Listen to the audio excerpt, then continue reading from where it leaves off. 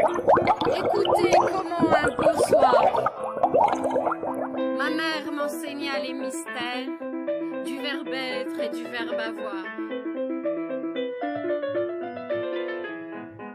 Parmi mes meilleurs auxiliaires, il est deux verbes originaux. Avoir et être étaient deux frères que j'ai connus dès le berceau. Bien qu'opposés de caractère, on pouvait les croire jumeaux, tant leur histoire est singulière. Mais ces deux frères étaient rivaux. Ce qu'avoir aurait voulu être voulait toujours l'avoir. À ne vouloir ni Dieu ni maître, le verbe être s'est fait avoir. Son frère avoir était en banque, il faisait un grand numéro, alors qu'être, toujours en manque, souffrait beaucoup dans son égo.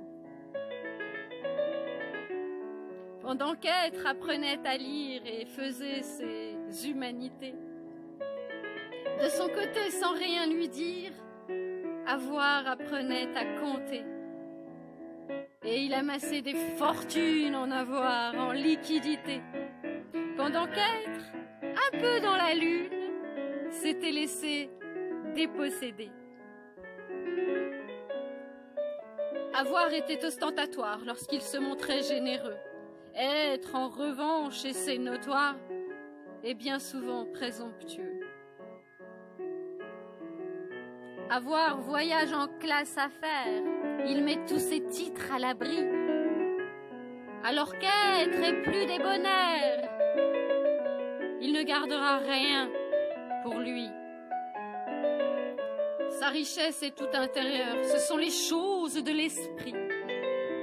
Le verbe être est tout en pudeur, et sa noblesse est à ce prix. Un jour, à force de chimères pour parvenir à un accord, entre verbes, ça peut se faire. Ils conjuguèrent leurs efforts. Et pour ne pas perdre la face au milieu des mots rassemblés, ils se sont répartis les tâches pour enfin se réconcilier. Le verbe avoir a besoin d'être, parce qu'être, c'est exister. Le verbe être a besoin d'avoir pour enrichir ses bons côtés. Et de palabres interminables en arguties alambiquées, nos deux frères inséparables ont pu être et avoir été.